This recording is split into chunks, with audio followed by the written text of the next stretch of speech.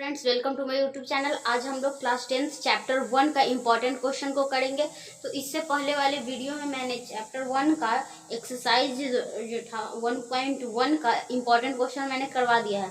अब एक्सरसाइज 1.2 का important question करते हैं हम लोग। तो सबसे पहले ये जो है ना, इसका 1, इसमें से कोई भी आपको देगा तो यहाँ आपको क्या देता है, यहाँ से आपको ऑब्जेक्टिव उठाएगा। ठीक है, इसमें से कोई भी ऑब्जेक्टिव में दे सकता है। ये भी अधिकतर आपको क्या ऑब्जेक्टिव में ही देता है। ठीक है, तो इसको हम लोग क्या करेंगे, एक एक इसका बता देते हैं, बाकी सब आप खुद से बना लीजिएगा। और एक इसका बता देते हैं, ये दोनों आप खुद से बना लीजिएगा। तीसरा का भी वही है, ये भी आपको देता है। तो हमेशा क्या देता है, ऑब्जेक्टिव में ही देता है, सब्जेक्टिव में देने का चांस बहुत कम है। फिर भी ये 4 नंबर जो है ना, इसका ये मोस्ट VVI क्वेश्चन है। ठीक है, 4 नंबर मैं आपको बता देती हूँ, क्योंकि 4 नंबर जो है 2 मार्क्स के क्वेश्चन में आपको दे देगा। या फिर इसका 5 नंबर क्वेश्चन भी काफी ज्यादा इंपॉर्टेंट है, ये भी 2 मार्क्स में आपको दे सकता है। तो ये हम लोग ऐसे सॉल्व करेंगे। ठीक है, तो सबसे पहले 1 का 1 सॉल्व करेंगे, 2 का 1 सॉल्व करेंगे, 3 का 1 सॉल्व करेंगे, और 4, 5, 6 नंबर कोई ज्यादा इंपॉर्टेंट नहीं है, इसलिए 6, 7 हम लोग नहीं सॉल्व करेंगे। ठीक है, तो आते हैं सॉल्व करते हैं।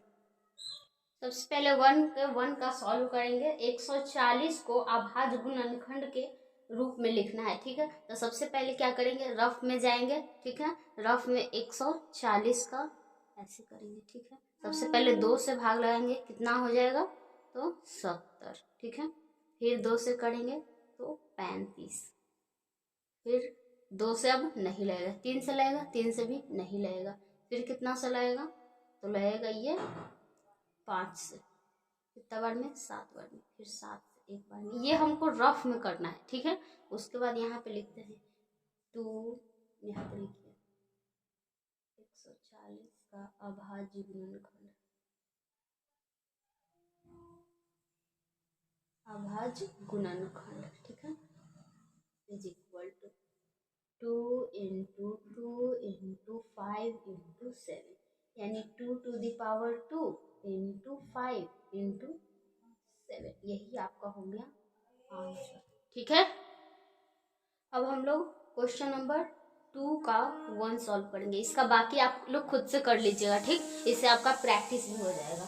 तो दूसरा में क्या कह रहा है कि इसका HCF और LCM ज्ञात करना है, और ज्ञात करके साथ ही साथ हमको पता करना है कि इन दोनों का गुणनफल जो है LCM इंटू HCF के गुना के बराबर है या नहीं। तो इतना और 26 और 91 निकालने का। सबसे पहले इधर रफ करेंगे इसका भी, तो 26 का रफ करिए। ठीक है, अभाज्य गुणनखंड निकालिए।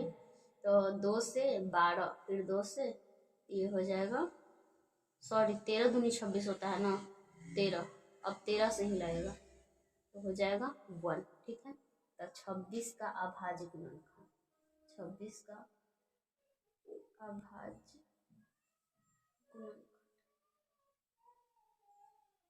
कितना हो जाएगा, 2 इंटू 13, यही होगा। ठीक है, और 91 का अभाज्य गुणनखंड, इसका क्या हो जाएगा, 91 का करिए। सबसे पहले 13 से हो जाएगा, कितना बार में, 13 7 91 होता है ना, तो यहाँ 7 लिखिए और यहाँ 13। ठीक है, फिर यहाँ पे 13, यहाँ पे 1, यानी इसका अभाज्य गुणनखंड 7 इंटू 13। ठीक है, तो हम HCF किसको कहते हैं, जो यहाँ पे हम एक आपको रूल दिखाते हैं। ठीक है, देखिए, जब हम लोग को मॉस यानी HCF निकालना होता है, वो भी अभाज्य गुणनखंड विधि से, तो तब इस बात का ध्यान रखते हैं कि जो सब में हो या छोटा पावर वाला। ठीक है, जो सब में हो या छोटा पावर वाला। और जब लॉस LCM निकालना होता है तो कुछ छूटे नहीं या बड़ा पावर वाला। ठीक है, और ये फॉर्मूला आपका मोस्ट इंपॉर्टेंट है। चैप्टर 1 का जितना भी इंपॉर्टेंट फॉर्मूला है ना, ये है। ठीक है, एक ये है और एक सबसे मेन यूक्लिड विभाजन पर मिलता है। ठीक है, और एक ये वाला 4th वाला, Q का मान जब 2 to the power n और 5 to the power m के रूप में हो, तो वह दिया गया संख्या क्या होगा, दशमलव पर शांत, उसका क्या होगा, शांत होगा। अन्यथा अशांत। जैसे ही उसके पावर में q का मान, कोई भी संख्या दिया है p बटा q के रूप में, तो q का मान 2 टू द पावर n और 5 टू द पावर m दिया रहे, ठीक है, तब वो संख्या क्या होगा, शांत होगा, उसका दशमलव प्रशांत, अन्यथा अशांत होगा, ठीक है। ये फॉर्मूला चैप्टर 1 का मोस्ट इंपॉर्टेंट फॉर्मूला है, इस सभी को आप लोग याद कर लीजिएगा, ठीक है। एक स्क्रीनशॉट ले लीजिए, सबको याद कर लीजिए, ठीक है। तो अब इसका HCF निकालना है, तो क्या, जो सब में हो और छोटा पावर वाला। तो देखते हैं, सब में दोनों में 13 कॉमन दिख रहा है और पावर इसका भी 1 है, इसका भी, यानी इसका 13 HCF हो जाएगा। अब LCM छोटा बड़ा पावर और कुछ छूटे नहीं, यानी ये भी हो जाएगा, ये भी और ये भी, कुछ छूटना नहीं चाहिए। तो 2 × 7 × 13, तो 7 दूनी 14 और 14 × 13 करेंगे तो 182 आ जाएगा, ठीक है।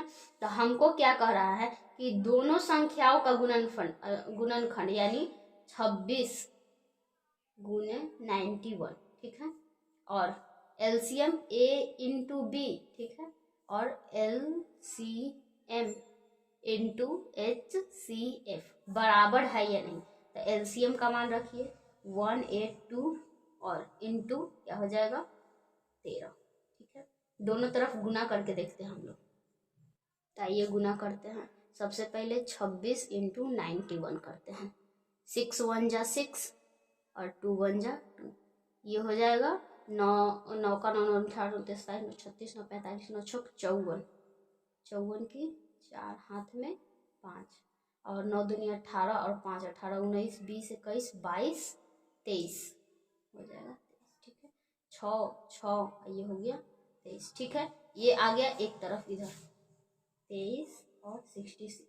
अब इधर कैलकुलेट करिए, तो है 182 × 13, 6 दूनी 3 दूनी 6, 8 का 8 16 3 की 24 की 4 हाथ में 2 और ये 2 5 हो गया, ठीक है। यहाँ पे फिर से करिए 2 8 और 1, यहाँ पे हो जाएगा 6 6 और 8 5 कितना होता है 13, 13 की 3 हाथ में 1 और ये 2, यानी इधर भी क्या आया इतना, यानी ये दोनों क्या है बराबर आ गया, यानी ये जो हम लोग जांचे हैं ये सही है, ठीक है। अब हम लोग तीसरा क्वेश्चन देखेंगे। तीसरा क्वेश्चन क्या कह रहा है, अभाज्य गुणनखंड विधि द्वारा निम्नलिखित पूर्णांकों के HCF और LCM ज्ञात कीजिए। सबसे पहले क्या है 12 15 21, ठीक है। तो 3 का 1, 12 15 और 21। सबसे पहले क्या करेंगे 12 का अभाज्य गुणनखंड निकालेंगे, ठीक है। अभाज्य गुणनखंड तो निकालते हैं। 12 का अभाज्य गुणनखंड क्या होगा तो निकाल लेते हैं यहीं पे हम लोग। 12 का 2 से 6, 2 से 3 और 3 से 1, यानी 2 × 2 × 3, यानी 2 टू द पावर 2 × 3। अब निकालना है 15 का, निकालिए 3 से 5 और 5 से 1, यानी 15 का अभाज्य गुणनखंड,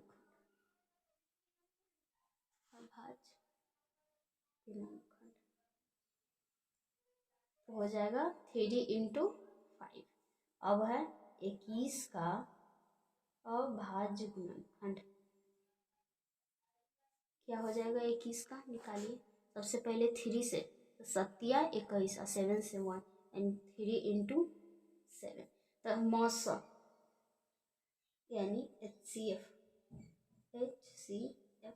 क्या बोले थे, छोटा पावर या जो सब में हो। तो सब में आपको 3 दिख रहा है, ये हमको ये चीज़ देखना है, ये चीज़ देखना है और ये चीज़ देखना है। तो 3 इसमें भी है, इसमें भी है, इसमें भी है, यानी कॉमन है, यानी ये हम लोग का हो गया 3 HCF। अब LCM देखें, यानी लॉस, यानी LCM, ठीक है। तो लॉस बड़ा पावर और कुछ छूटे नहीं, तो 3 भी ले लेंगे और 2 टू द पावर 2 ले लेंगे क्योंकि बड़ा पावर चाहिए, ठीक है। और 5 भी ले लेंगे और 7 भी ले लेंगे क्योंकि कुछ नहीं छूटना चाहिए। अब लगता है कुछ नहीं छूट रहा है, तो कैलकुलेट करते हैं।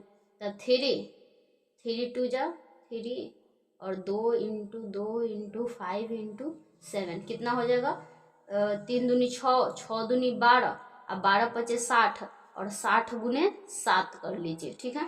पर 0 7 का पहाड़ा 6 बार पढ़िए,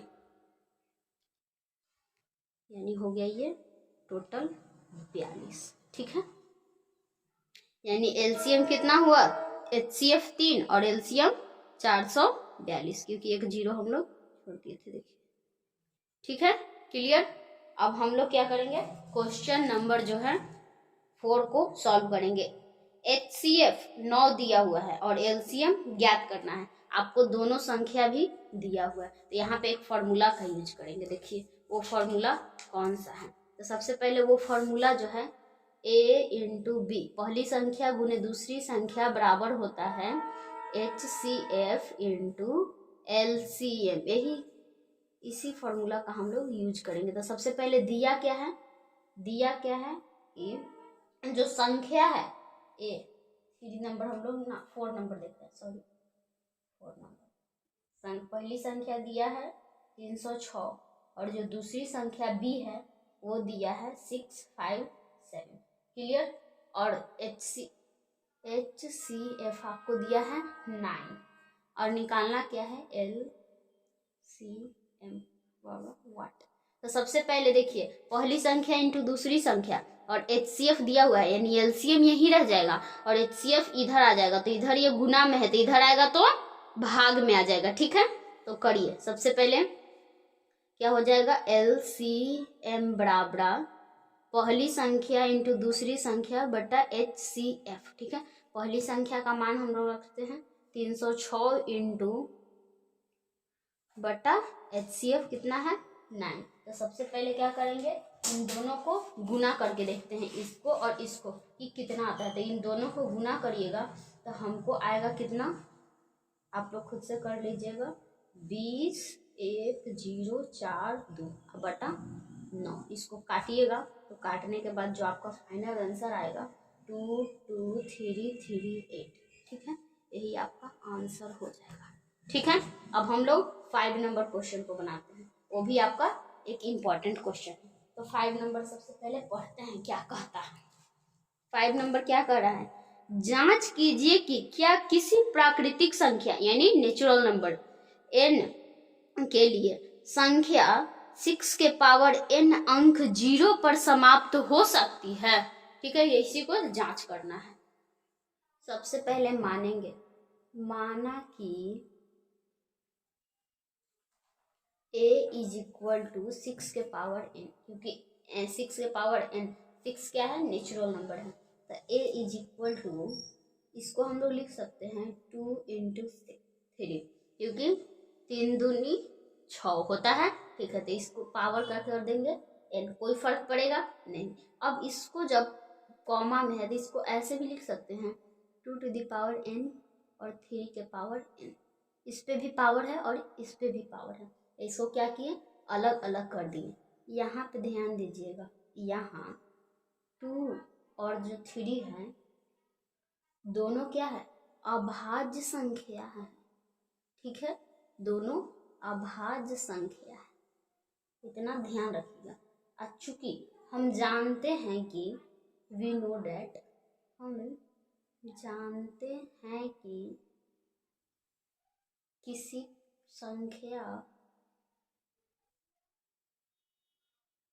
संख्या का अंत शून्य में तभी होता है जब 2 और 5 धनात्मक घात इसके गुणनखंड हो, ठीक है। तो अब क्या हो जाएगा यहाँ पे, अब a इज इक्वल टू 2 के पावर n इंटू 3 के पावर n, यह गुणनखंड अद्वितीय है। समझ गए, यहाँ तक आपको अच्छे से समझ में आया होगा, ठीक है। अब लिखेंगे अतः 2 और 3 के अतिरिक्त, 2 और 3 के अतिरिक्त कोई दूसरी अभाज्य संख्या a का गुणनखंड नहीं हो सकता है। अब दो लाइन और लिखेंगे और ये क्वेश्चन बन जाएगा।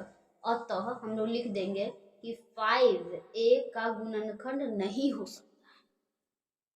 अतः 5a का गुणनखंड नहीं हो सकता है। अतः 6 के पावर n का अंत शून्य में नहीं हो सकता है। इसका कहने का मतलब क्या है कि 6 के पावर n का इकाई अंक जो होगा शून्य कभी नहीं हो सकता है। ठीक, क्योंकि हम लोग पढ़े हैं ना, फिर यहाँ पे अगर 5 रहता ना तो इसका अंत जो है शून्य पे हो सकता था। ठीक है, आई होप आपको अच्छे से समझ में आया होगा। अब हम लोग एक्सरसाइज क्या करेंगे, एक्सरसाइज 3.1.3 को देखेंगे। इसमें कौन कौन सा इंपॉर्टेंट है। जो पहला नंबर है वो मोस्ट इम्पॉर्टेंट है, उसके बाद दूसरा भी इम्पॉर्टेंट है, तीसरा में ये क्वेश्चन इम्पॉर्टेंट है और ये क्वेश्चन इम्पॉर्टेंट है। इसमें से मैं एक ऑलरेडी आपको बता चुकी हूँ कि √2 को कैसे अपरिमेय संख्या सिद्ध करते हैं, उसका लिंक मैं दे दूंगी, आप लोग अच्छे से देख लीजिएगा। ठीक है, और ऐसा वाला मैं नहीं बताई हूँ, तो ये वाला मैं एक क्वेश्चन बता देती हूँ, सेम उसी तरह ये भी बनेगा। ठीक, तो ये एक मैं बता देती हूँ, बाकी ये और ये आप खुद सिद्ध कर लीजिएगा। ये बिल्कुल जैसे √2 का हुआ है वैसे ही होगा, बस ये पलट दिया गया है, तो P/Q को इसको समझा देंगे। ठीक है, और ये बता देते हैं। जब भी कोई अपरिमेय संख्या सिद्ध करना होता है तो सबसे पहले उसे क्या मानते हैं, परिमेय संख्या मान लेते हैं। तो माना कि 3 + 2√5 एक परिमेय संख्या है। ठीक है, परिमेय मान लेंगे, तो परिमेय संख्या = क्या होता है, इसीलिए 3 + 2√5 = P/Q होगा, और जहाँ पे Q = 0 होगा। ठीक है, तो सबसे पहले क्या करेंगे, इसको यहीं छोड़ देंगे, ये क्या है इधर प्लस में, उधर जाएगा तो माइनस में, तो 2√5 = P/Q, ये उधर चल जाएगा माइनस में। ठीक है, अब 2 क्या है, इसके साथ गुना में, उधर जाएगा तो भागा में, तो यहाँ भी जाएगा और यहाँ भी जाएगा, क्योंकि ये भिन्न का जोड़ हो गया। तो √5 = क्या हो जाएगा, P/2Q और -3/2। ठीक है, इतना समझ में आ गया। चूंकि P एवं Q पूर्णांक है, यहाँ पे लिखेंगे पूर्णांक है, इसीलिए P/2Q -3/2 एक परिमेय संख्या होगा। ये तो परिमेय संख्या है ही, क्योंकि 3/2 है और ये P/2Q है। ठीक है, 0 तो मानना ही ना है नीचे, तो ये एक क्या होगा, एक परिमेय संख्या। ठीक है, परिमेय संख्या है, इसमें कोई शक नहीं है। लेकिन यहाँ पे देखेंगे कि जो √5 है वो एक अपरिमेय संख्या है। ठीक है, यहाँ पर ध्यान से देखिएगा कि ये पूर्णांक है। ठीक है, ये पूर्णांक संख्या है, इसके बराबर ये है, यानी √5 भी एक पूर्णांक होगा, यानी एक परिमेय संख्या होगा ना, परिमेय संख्या होगा। लेकिन यहाँ पे देखेंगे किंतु √5 क्या है, एक अपरिमेय संख्या है। हम लोग जानते हैं ना कि √5 क्या है, एक अपरिमेय संख्या है। ठीक है, अपरिमेय संख्या है। अतः क्या लिखेंगे, अतः हमारी मान्यता गलत हुई।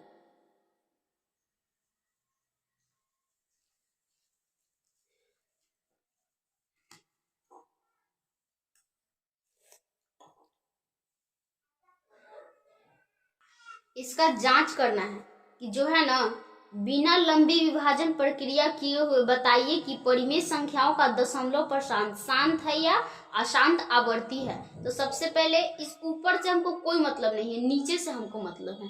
नीचे यानी P ऊपर है और नीचे Q है। ठीक, हर से हमको मतलब है, तो Q के मान को देखेंगे। ठीक है, तो पहले इसका क्या करेंगे, अभाज्य गुणनखंड कर देंगे, जैसे हम बताए हैं इसका करेंगे। तो इसका हो जाएगा 5 × 5 × 5 × 5 × 5।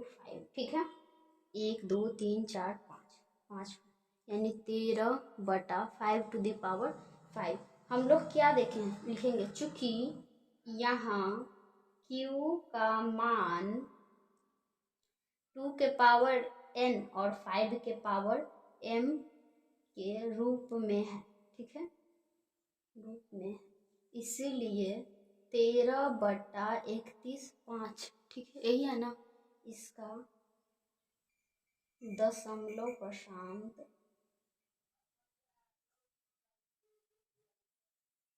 शांत और आवर्ती होगा, शांत होगा, ठीक है, शांत होगा लिख दीजिए। और जिसके देखिएगा नीचे q का मान, हमेशा देखिएगा q का मान अगर 2 के पावर n और 5 के पावर m के रूप में मिला तो सभी शांत होगा, अन्यथा वो अशांत होगा। अगर 2 जो 3 मिल गया तो अशांत हो जाएगा, ठीक है, इसका बस ध्यान रखिए। और बाकी हम लोग देखते हैं इन लास्ट क्वेश्चन को, ठीक है, यहाँ पे इसी में मैं आपको बता देती हूँ। देखिएगा जहाँ भी कौन सा शांत होता है, ये अगर पॉइंट के बाद ये संख्या रुक गया तो क्या है, ये शांत है, ठीक है, परिमेय है, ठीक। और जो रिपीट करते जा रहा है, बढ़ते जा रहा है, वो क्या है, अपरिमेय है। और जो संख्या देखिए इतना पर ये क्या दे दिया है, बार, यानी बार जैसे ही दे दिया कि हाँ ये रुक गया है, बार देने का मतलब है कि इतना संख्या को बार बार बार बार बार बार रिपीट कर रहा है, तो ये हो जाएगा परिमेय संख्या, ये हो जाएगा अपरिमेय, और ये भी क्या हो जाएगा, परिमेय। जो रुक जाएगा वो परिमेय है, जो नहीं रुके, जिसका अंत ही ना हो, वो अपरिमेय संख्या हो, ठीक है, इसका ध्यान रखिएगा। ऑब्जेक्टिव के लिए मोस्ट इंपॉर्टेंट क्वेश्चन है, ठीक है। मिलते हैं नेक्स्ट वीडियो में। ये अगर आप बोर्ड एग्जाम देने वाले हैं तो सभी क्वेश्चन को दोबारा देख लीजिए, सभी का प्रैक्टिस कर लीजिए, अब टाइम नहीं बचा हुआ है, ठीक है। तब तक के लिए धन्यवाद, मिलते हैं नेक्स्ट वीडियो में।